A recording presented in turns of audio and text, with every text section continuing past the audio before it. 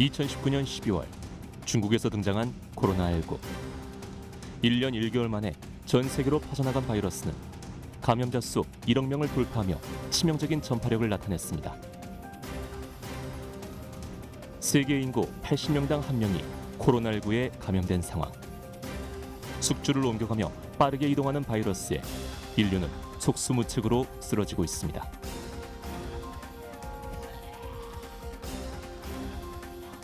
또한 코로나19의 감염 속도는 지난해 9월 영국에서 등장한 변이 바이러스로 인해 한층 더 강력해졌죠. 2020년 12월 14일 한 해의 끝자락에서 영국 정부는 코로나19의 변이 바이러스 출현을 세계보건기구에 공식 보고했습니다. First, I'd like to update the House on a new development about the virus itself. We've notified the World Health Organization about this new variant, and Public Health England is working hard to continue its expert analysis at Porton Down. 영국의 런던과 켄트시에서 발견된 코로나19 변이 바이러스는 4개월 만에 세계 70개국으로 퍼져나가고 있습니다. 기존 코로나19보다 전파력이 최대 70% 높다고 밝혀진 변이 바이러스. 영국에서 발견된 변이체에 이어 지난해 10월에 남아프리카 공화국에서 또 다른 변이 바이러스가 보고됐습니다. 그리고 지난 12월 말 브라질 아마존 마나우스에서 확인된 변이 바이러스까지. 기존의 것과 다른 코로나19의 변이가 세력을 넓히고 있는 겁니다. 새로 나온 변이가 자리를 잡는다는 얘기는 기존의 바이러스보다 훨씬 더 전파력이 세기 때문에 자리를 잡는 거거든요. 그럼 우리는 이 전파를 차단하기 위해서 더 노력을 해야 된다는 얘기예요. 우리나라 안에서도 변이가 생길 수 있거든요. 우리나라 확진자 안에서도 변이가 생길 수 있습니다. 환자 발생을 계속 허용하는 상황이 오면 그게 어느 지점일지 모르겠지만 어떤 수준을 넘어서면 통제하기 되게 어려운 상황이 올 수도 있다는 생각을 해요. 코로나19의 변이, 지구상의 인류가 바이러스와 사투를 벌이고 있는 지금, 이러한 변화는 어떤 미래를 예고하는 걸까요? 팬데믹의 혼란을 종식하기 위한 길 위에서 우리는 변이된 바이러스의 정체와 그것에 대한 대응책을 확인할 필요가 있을 것 같습니다.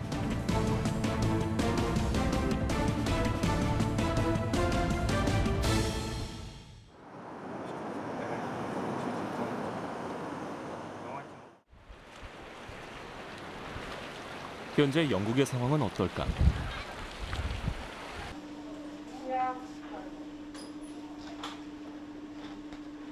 코로나19 신규 확진자의 60% 이상이 변이 바이러스에 감염된 상황.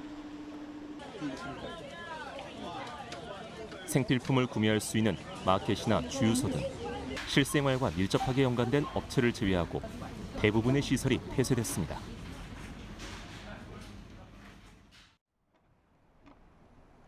국가 방역 조치 3단계와 4단계를 오가며 재정 비상사태에 돌입한 영국. 그리고 등교와 의료 목적 외에는 외출을 자제하는 현지 사람들. 평범했던 일상이 언제였는지 헤아릴 정도로 모든 것이 마비됐습니다. 변이의 출현이 공식적으로 시작된 곳이자 세계에서 가장 먼저 백신 접종이 시작된 나라. 영국의 텅 빈 거리는 코로나19에 맞서 원래 일상을 되찾으려는 힘겨운 노력의 단편입니다.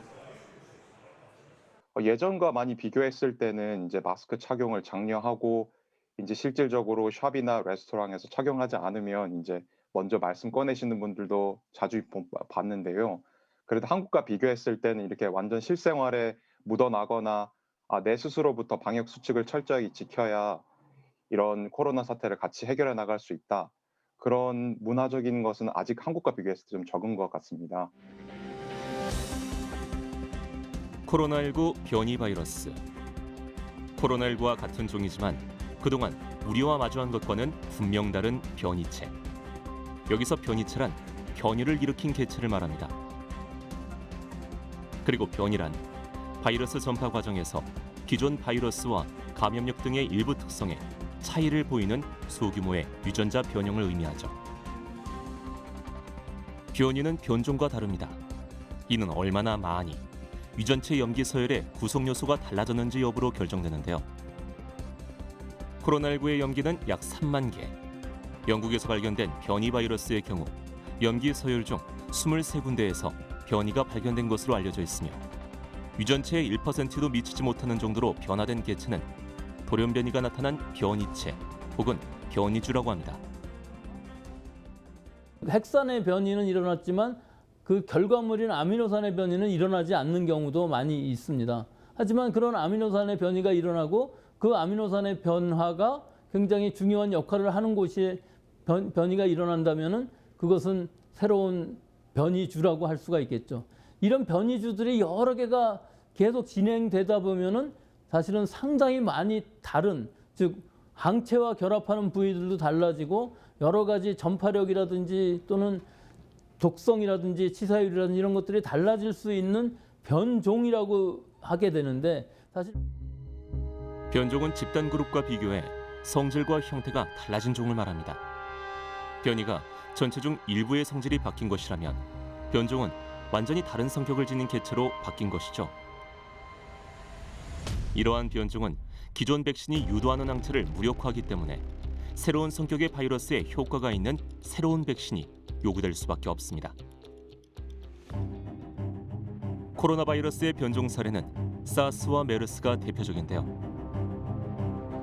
2002년 11월 중국 광둥성에서 시작해 약 9개월 동안 세계로 퍼져나가며 8,000명 이상의 감염자와 770여 명의 사망자가 발생했던 감염병 사스. 중증 급성 호흡기 증후군으로 불렸던 사스 코로나 바이러스는 말 그대로 코로나 바이러스의 변종입니다. 국내 사스 추정 환자는 3명, 사망자는 없었습니다. 그리고 2003년 7월 7일 국립보건원에선 국내 사스 방역 종료를 선언했죠. 이로부터 12년 후 2015년엔 코로나 바이러스의 또 다른 변종 메르스가 유행하기 시작했습니다. 사우디아라비아에서 발생한 중동 호흡기 증후군 메르스 또한 세계 각국으로 퍼지며 2015년 9월까지 약 1,500명의 감염자와 580여 명의 사망자를 낳았죠. 국내 메르스 확진자는 180명, 이 중 38명이 사망했습니다. 정부는 메르스 발생 8개월 만에 종식을 선언했으며 메르스 사태의 경험을 바탕으로 감염병 위기 대응 매뉴얼을 구축했습니다. 그리고 4년 뒤 중국 우한에서는 원인을 알 수 없는 폐렴 환자가 잇따라 발생해 국내에서도 처음으로 확진자 1명이 발생했습니다. 확진 환자가 2명 추가로 발생했습니다. 새로운 집단 감염도 계속 나오고 있고 감염 경로를 알 수 없는 환자가 연일 최고치를 경신하고 있어서 2019년 12월에 그 모습을 드러낸 코로나19까지. 이 세 종류의 바이러스는 모두 상기도 감염을 일으켜 발열, 기침, 호흡곤란을 유발하는 코로나 바이러스이며 모두 신종 코로나 바이러스입니다. 바이러스의 변종은 인간에게 있어 세상에 없던 새로운 종으로 다가올 수 있기 때문입니다.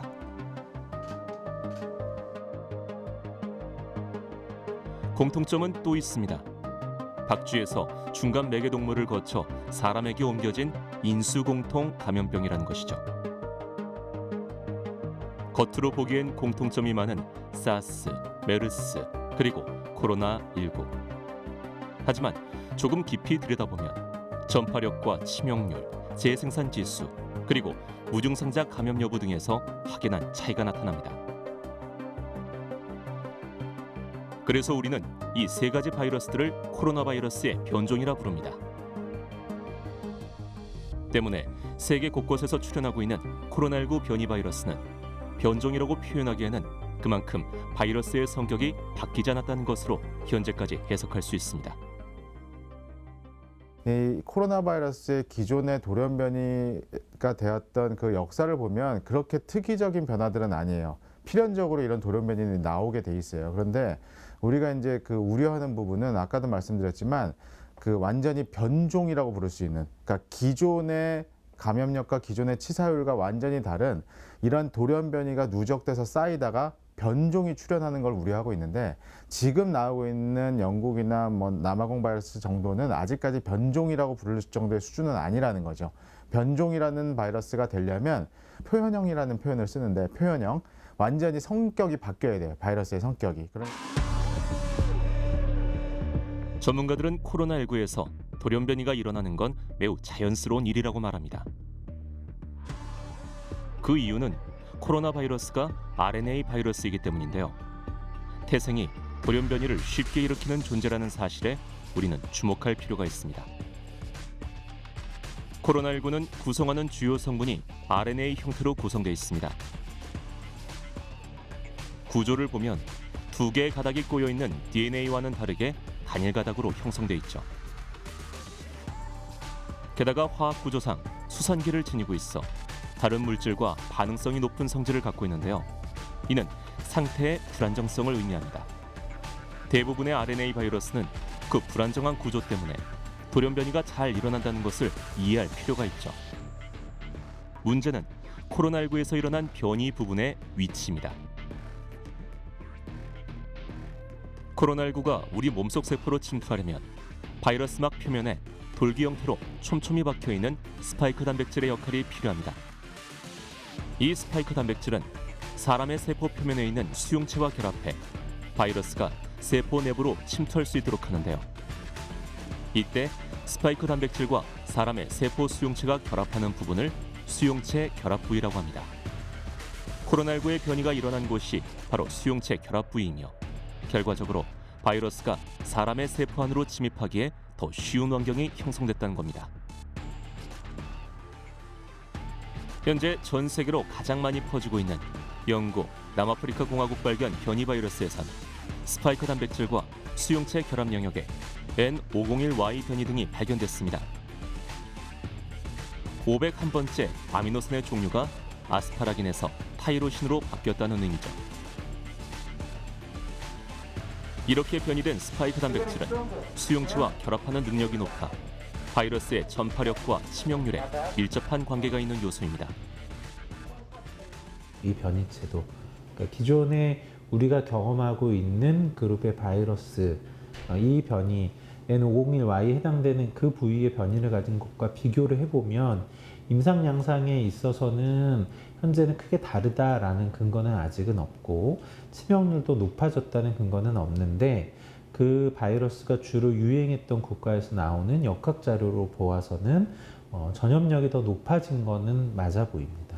지금 이번에 영국발 변이인 경우에 있어서는 그 돌기 단백질이 1273개의 아미노산으로 이루어져 있는데 그중에 501번째 아미노산이 변이가 바뀐 것, 지금 아스파라진에서 타이로신으로 변한 것은 상당히 큰 의미를 가지고 있기 때문에 다른 변이와는 좀 차이가 나고 약 50% 정도의 70% 전파력이 더 강해졌을 것으로 예상을 하고 있는 그런 상황이지만 이 전파력은 강해졌지만 실제 독성, 즉 중증을 일으키는가에 대해서는 아직까지 의문이 많습니다. 세계보건기구는 코로나19의 유전자 염기 서열 차이로 인한 아미노산의 변화를 총 6가지 유형으로 분류했는데요. L형은 중국 우한에서 등장한 첫 번째 유형, S와 V형은 L형에서 변이가 일어난 유형입니다. V형은 대구 경북 지역에서 주로 퍼졌으며 G, GR, GH형은 중국, 유럽, 미국, 아프리카 등에 전파된 뒤 변이된 그룹으로 우리나라에서 현재 전파되고 있는 유형은 세계적으로 유행하고 있는 것과 같은 GH형입니다. 영국과 브라질에서 발견된 변이 바이러스는 국내 유행하고 있는 것과는 다른 GR형. 영국에서 발견된 변이체는 각국에서 약 17,500명에게 발견됐고 브라질 발견 변이체는 15건이 발견됐죠. 남아공에서 발견된 변이체는 GH형입니다. 총 470여 명에게서 드러났는데요. 국내에서 확인된 변이 바이러스는 1월 25일 기준 각각 19건, 3건, 5건입니다. 이렇듯 코로나19는 지난 1년간 RNA 바이러스의 특성대로 변이를 반복하고 있었고 앞으로도 계속해서 새로운 변이체는 등장할 겁니다. 가장 중요한 포인트 중에 하나가 좀 혼동하면 안 되는 게 일반 분들이 생각하기에 바이러스가 변이한다 그러면 무조건 무서운 방향으로만 바뀔 거라고 생각하는데 그렇지는 않아요. 오히려 거꾸로 더 순해질 수도 있어요. 바이러스의 전파력도 약해지고 병원성도 약해지고. 이거는 모르는 거예요. 이 돌연변이의 방향은 우리 생각보다 훨씬 약해질 수도 또는 훨씬 세질 수도 있는 거예요. 그러니까 바이러스는 무작위적으로 계속 돌연변이가 일어나면서 아까 우리가 우려하는 그런 굉장히 세지는 바이러스가 나오는 것에 대해서 우려를 하는 거지, 돌연변이가 있다고 해서 무조건 세지는 방향으로 가지는 않습니다. 지금 우리나라도 초기 중국에서 유행했었던 바이러스가 아니라 GH그룹이 주가 돼서 유행을 하고 있거든요. 그래서 전체 변이의 측면에서는 이미 유행하는 주가 그걸로 바뀌어 있고, 그 바이러스도 초기 중국에서 나왔던 것보다 전염력이 높다고 알려져 있었어요. 다만 영국 또는 남아공, 일본에서 유행했었던 바이러스가 국내에서 유행하고 있다, 이런 증거는 아직은 없거든요. 유입된 사례는 있었지만, 그래서 현재 유행에 바로 영향을 주고 있지는 않은데 이걸 완벽하게 차단하는 것은 어렵기 때문에 어느 시점인가는 들어오고 이 바이러스가 다시 기존에 있는 것을 대체해서 주가 되는 바이러스가 될 가능성이 있습니다.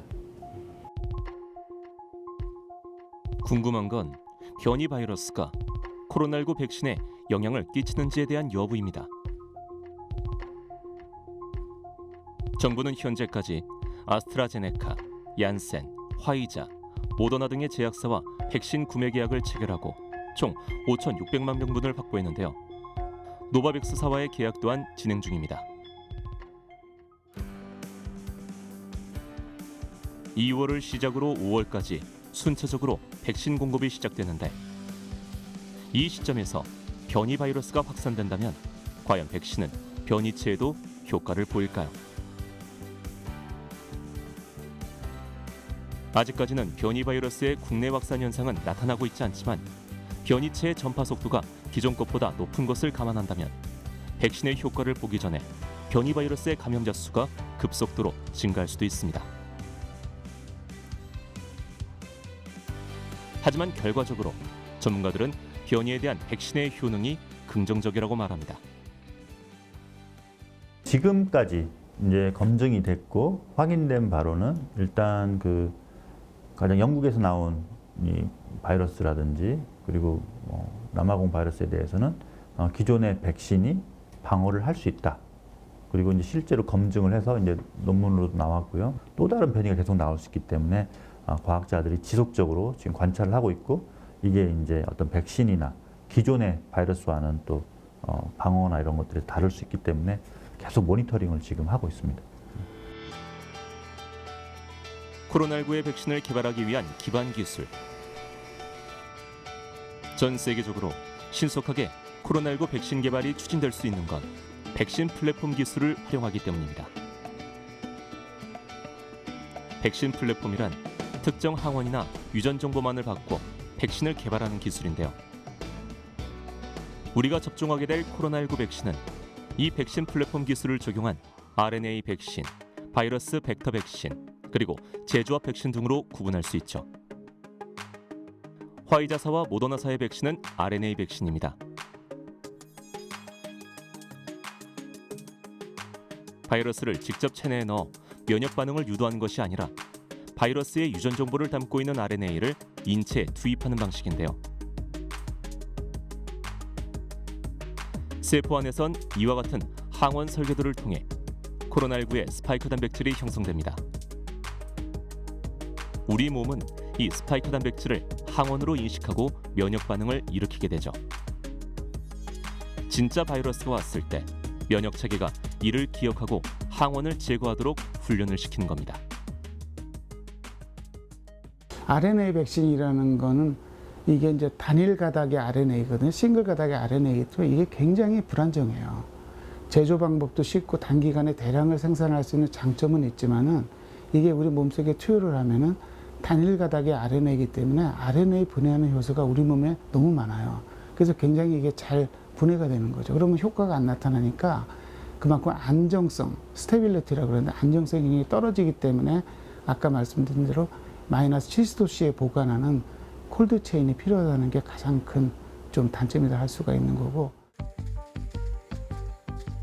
아스트라제네카와 얀센사의 백신은 바이러스 벡터 백신입니다. 바이러스 벡터란 DNA나 RNA와 같은 유전 물질을 세포에 주입하기 위해 사용하는 운반체 혹은 전달체를 뜻하는데요. 항원 유전자인 코로나19의 스파이크 단백질 유전자를 체내로 운반하는 건 아데노바이러스입니다. 침팬지만 감염되는 아데노바이러스를 재조합해서 인체에 무해하도록 만든 다음 바이러스에 스파이크 단백질 유전자를 삽입해 전달체로 사용하는 겁니다. 두 개의 서로 다른 병원체의 요소를 사용하는 바이러스 벡터 백신. 체내로 들어온 스파이크 단백질 유전 정보는 항원 단백질을 형성하며 면역 반응을 유도하는데요. 바이러스 벡터 백신은 냉동 체인이 필요한 RNA 백신보다 열에 안정적인 점이 특징이라고 할 수 있죠. 마지막으로 노바백스사의 백신 플랫폼은 제조합 백신입니다.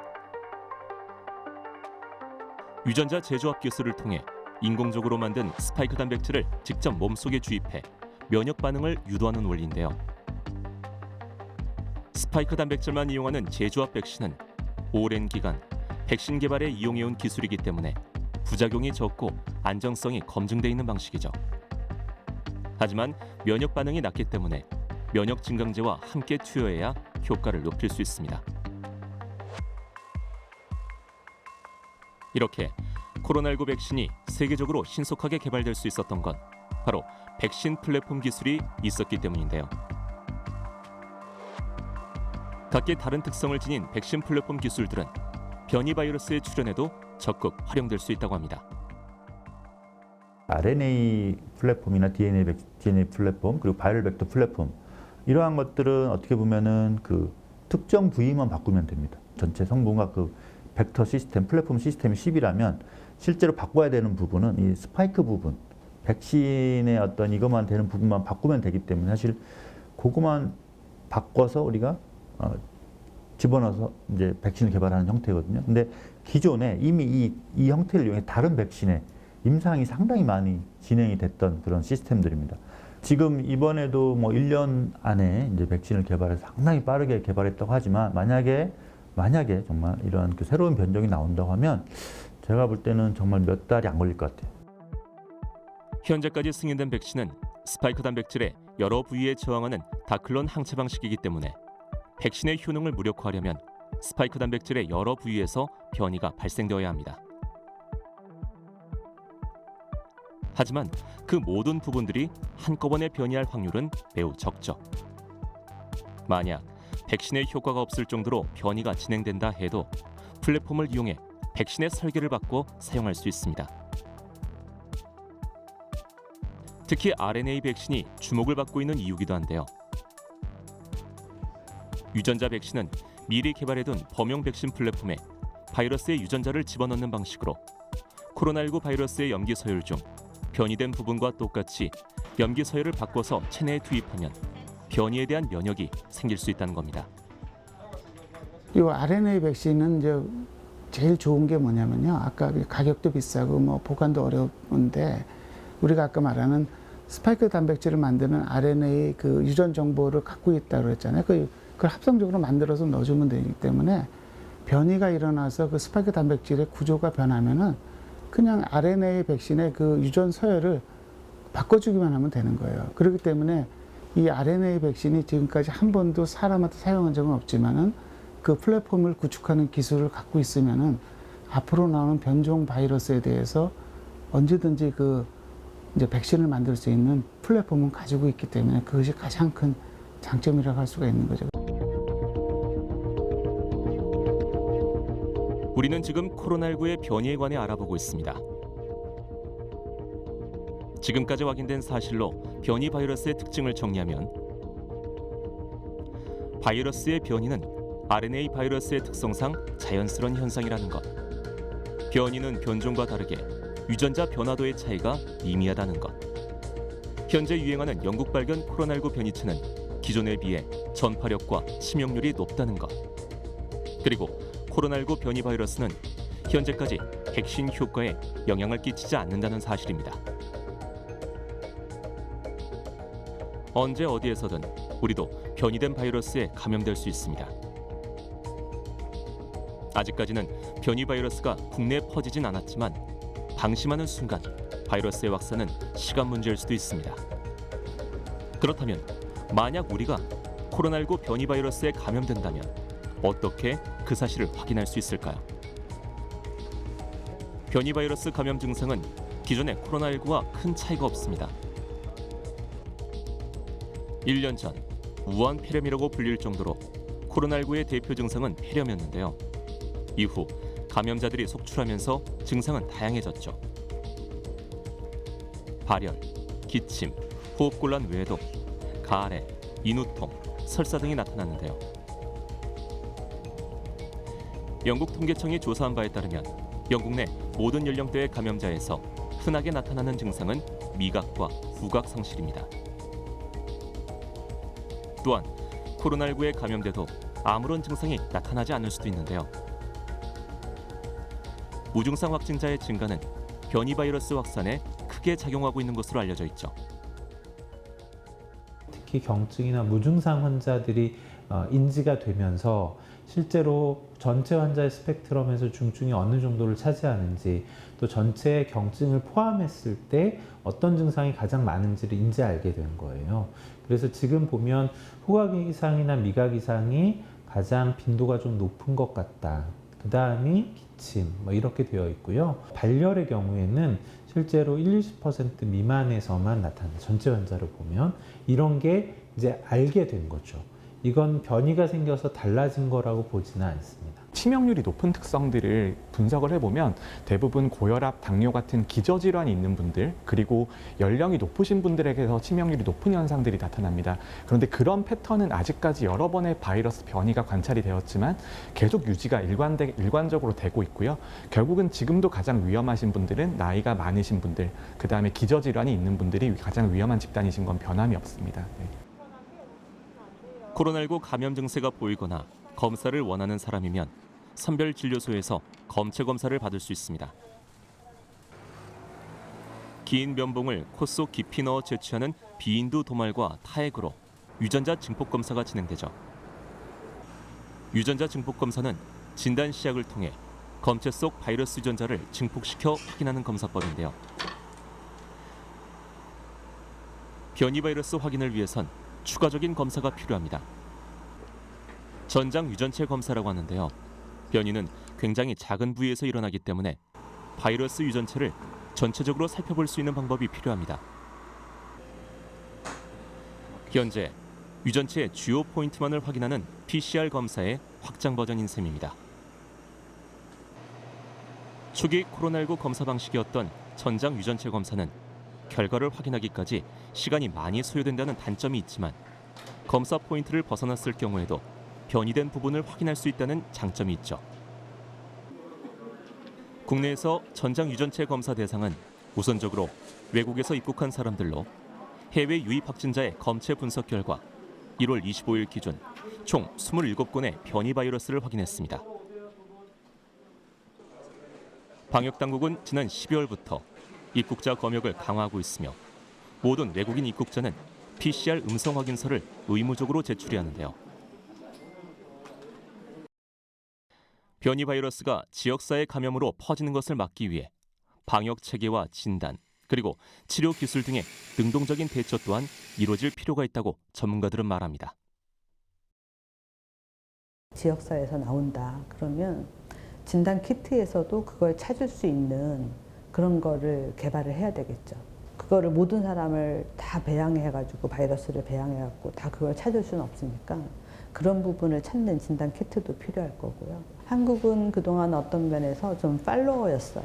그러니까 해외에서 이런저런 임상 경험, 이렇게 치료 경험, 백신 효과 경험, 백신 개발 이런 거가 자료가 다 나오면 우리는 열심히 공부해서 아 이렇구나 이렇게 하면 되겠구나 그래서 이렇게 했었는데 해보고 아 조금만 바꾸면 되겠다 그럼 뭐 더 좋아지겠다 이렇게 했는데 지금은 다 똑같이 당한 거잖아요.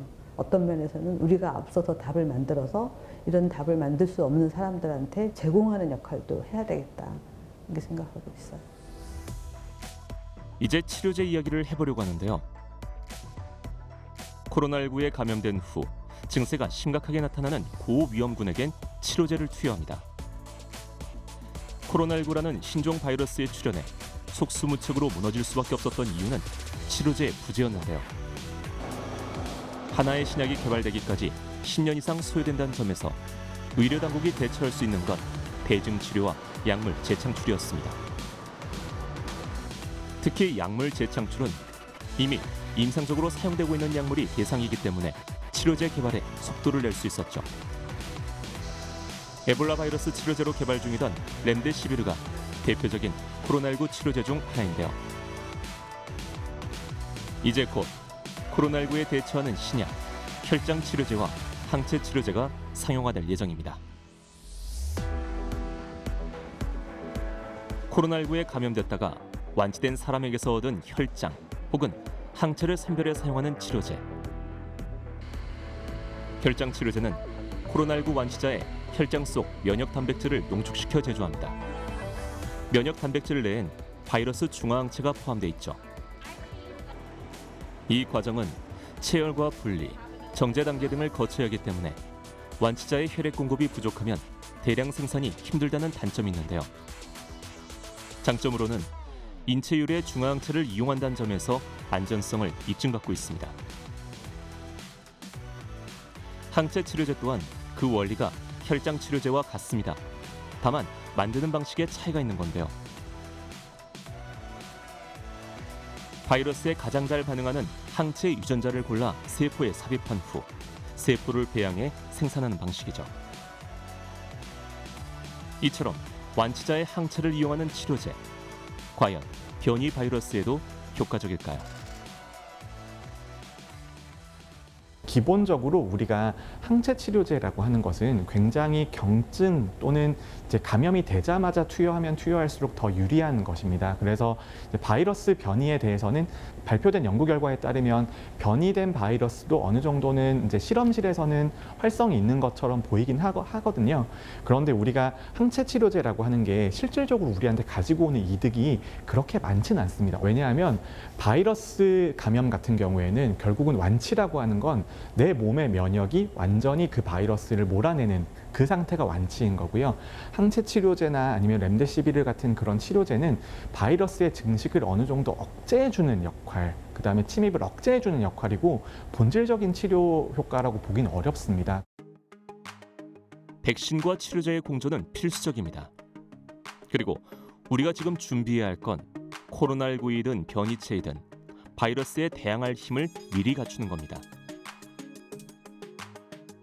2월 중으로 우리나라의 백신 접종이 시작됩니다. 코로나19가 국내에 퍼진 지 약 1년 만에 백신을 맞을 수 있게 된 겁니다. 방역당국은 올해 말까지 국민의 집단 면역이 형성될 수 있도록 목표를 삼고 백신 접종 계획을 마련하고 있는데요. 면역을 지닌 이들이 늘어날수록 집단 내에선 질병 전파력은 약해지고 일정 수준을 넘으면 면역이 없는 구성원도 간접적으로 보호를 받을 수 있습니다. 코로나19에 대한 집단 면역이 형성되기 위해선 국민의 70% 이상이 해당 바이러스에 대한 항체를 지녀야 합니다. 관건은 백신의 지속기간, 그리고 변이 바이러스의 전파력과 치명률입니다. 전파 속도와 치명률이 더 높은 변이 바이러스들이 국내에 확산되기 시작한다면 집단 면역 형성에 어떤 영향을 끼칠지 상당히 우려가 되는 상황인 것이죠.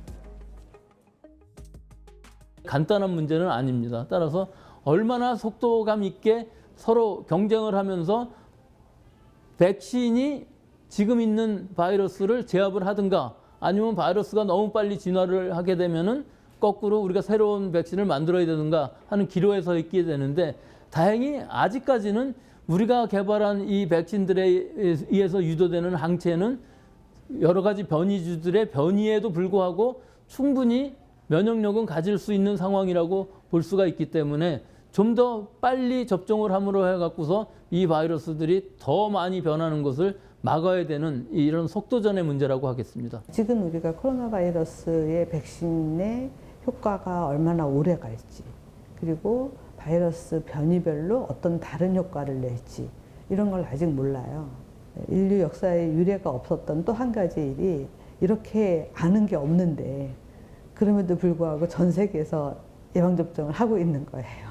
그래서 실제로 데이터를 만들어가면서 과학적 증거를 만들어가면서 예방접종을 하고 있는 거나 마찬가지거든요. 우리나라에서 예방접종을 할 때도 다양한 연구를 염두에 두고 예방접종을 해야 돼요. 변이가 세력을 더 키우기 전에 제4차, 5차 대유행이 시작되기 전 우리는 백신의 가능성에 기대를 걸어야 할 때입니다. 백신의 안정성에 대한 논란은 여러 언론과 매체를 통해 계속되고 있지만 중요한 건 나 자신을 포함한 모두의 생명을 지켜야 한다는 것이죠.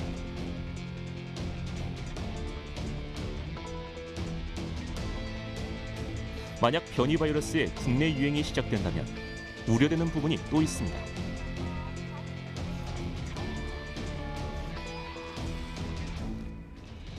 의료 현장에서의 전문 인력과 병상 부족 문제입니다. 현재까지 상급 종합병원에서는 1%의 병상을 코로나19 중증 환자를 위해 마련해 놓고 있지만 감염자 수 증가로 중증 환자가 늘어난다면 그만큼의 의료진과 병상이 부족해질 겁니다. 다른 질환으로 병원을 찾은 응급 환자가 제때 치료를 받을 수 없게 될 수도 있죠.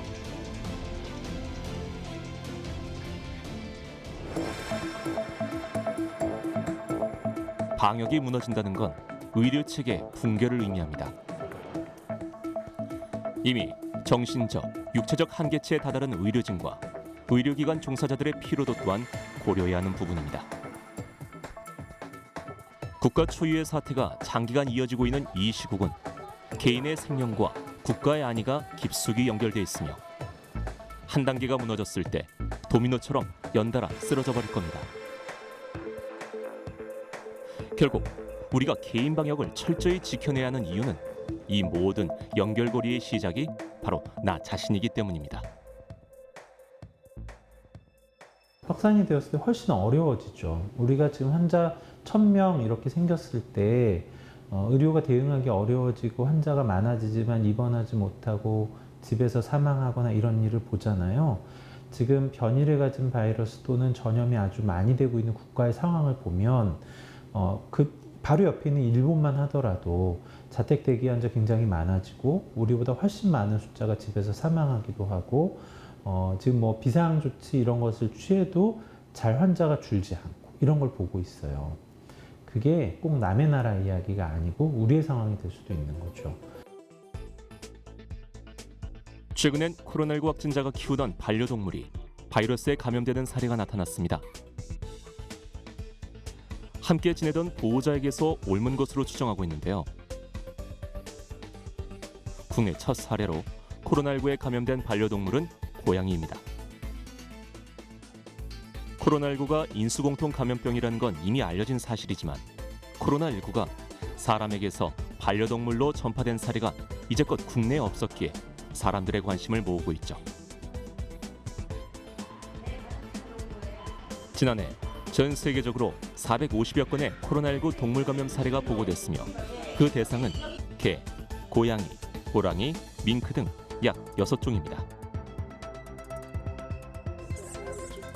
서로 다른 종 사이에서 전파된 바이러스는 종 내부에서 2차 전파를 일으키는 경우가 희박하다는 것이 전문가들의 의견이지만 예외적으로 네덜란드와 덴마크에선 코로나19에 걸린 밍크를 통해 사람이 감염됐다는 사례가 보고된 적이 있습니다.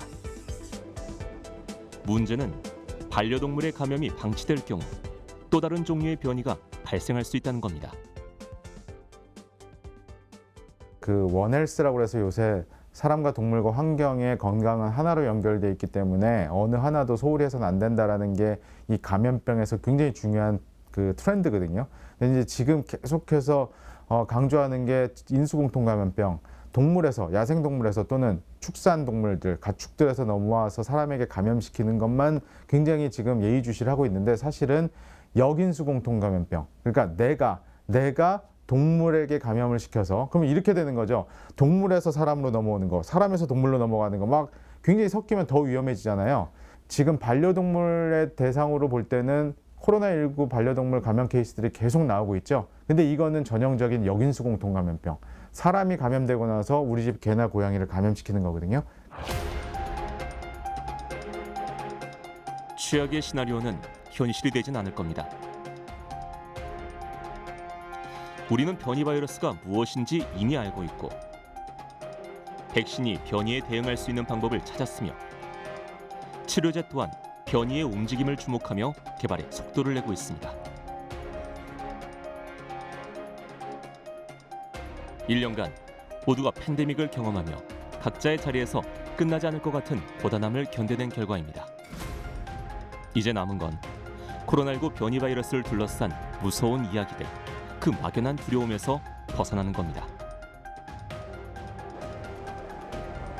아직 우리나라는 강력한 전파력을 지닌 변이 바이러스가 퍼지지 않았고 돌연변이가 빈번하게 일어나는 바이러스의 세계를 조금만 들여다본다면 세계가 지금 어떤 기술력으로 변이에 대처하고 있는지, 어떤 준비를 할 계획인지 찬찬히 알게 될 겁니다. 이제 코로나19 변이 바이러스의 얼굴과 마주할 때입니다. 우리나라만 방어한다고 해서 이게 막을 수 있는 게 아니고요. 전 세계가 동시에 막아야지만 이런 변이에 계속적으로 생기는 걸 막을 수 있기 때문에 전 세계 백신이 빨리 접종돼서 바이러스가 퇴치될 수 있는 그런 노력을 동시에 진행을 해야 되는 큰 이유이기도 합니다. 이제 비상 상황으로 가는 게 아니라 상시로 이걸 대응할 수 있는 체계가 있어야만 한다는 거예요. 계속 반복될 일이니까 이걸 상시 체계로 대응할 수 있는 방법, 이런 게 좀 이번에는 잘 자리를 잡았으면 좋겠어요. 그래야지 의료기관에 있는 분들도, 이걸 대응하는 분들도 잘 해나갈 수 있을 것 같아요. 국민들께서 백신을 믿어주시고 백신 접종을 해주셔야지 이게 끝날 수 있다는 걸 좀 알아주셨으면 좋겠고요. 백신 접종을 국민들이 충분하게 하지 않으면 결국은 국민들은 코로나에 걸리게 되실 겁니다. 한 번쯤에 평생에서. 그래서 그거를 꼭 알아주셨으면 좋을 것 같습니다.